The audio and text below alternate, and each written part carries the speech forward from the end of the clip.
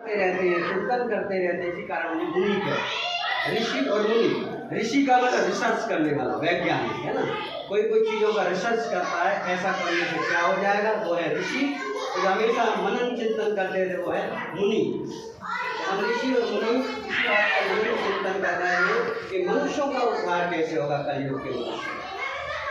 तो सूची महाराज के अंदर बैठिए, मैं बताता हूँ कि एक बार इसी प्रकार का ये युगों की पुनरावृत्ति कई बार होती रहती है। सतयुग आता है, सतयुग के बाद त्रेता आता है, त्रेता के बाद द्वापर आता है, द्वापर के बाद कलयुग आता है। ये पुनरावृत्ति होती रहती है। एक बार इसी भावना से देव ऋषि नारद विविध लोकों में विचरण करते हुए धरती लोक पर आए और धरती लोक पर आकर उन्होंने देखा कि कुछ ही लोग अच्छा जीवन जी रहे हैं। जिनके पास पैसा है वो पैसे के बल पर, जिसके पास बल है वो बल के बल, और जिसके पास ज्ञान है वो ज्ञान के बल पर अच्छा जीवन जी रहे हैं। लेकिन कुछ लोग ऐसा एक वर्ग जिनके पास न घर है, न मकान है, न दुकान है, न साधन है, वाहन है, गया गुजरा जीवन जी रहे हैं। बल्कि कहा जाए कि मनुष्य और पशुओं से तुलना की जाए तो पशु अच्छा है जो मारुति कार में कुत्ता के रूप में घूमता रहता है। लेकिन एक मनुष्य ऐसा है जो ब्रिज के पास खड़ा है और सुबह जैसे उठता है, नहाना, न धोना, न चिंतन, न मनन, और निकल पड़ता है कूड़े के ढेर में अपना भोजन खोजता रहता है,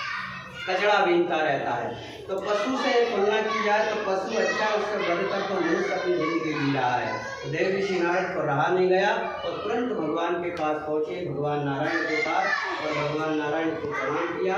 देव ऋषि नारद से भगवान पूछे जा रहे, देव ऋषि नारद किस कार्य के लिए आपका आगमन हुआ है, निसंकोच कहें आपकी क्या समस्या, उसका समाधान मैं आपको बताऊंगा। तो भगवान देव ऋषि नारद कहने लगे, प्रभु आपने सभी मनुष्यों को समान रूप से बनाया है, कोई भेदभाव नहीं किया है, लेकिन मैं धरती पर गया कि कुछ ही मनुष्य अच्छा जीवन जी रहे हैं, बाकी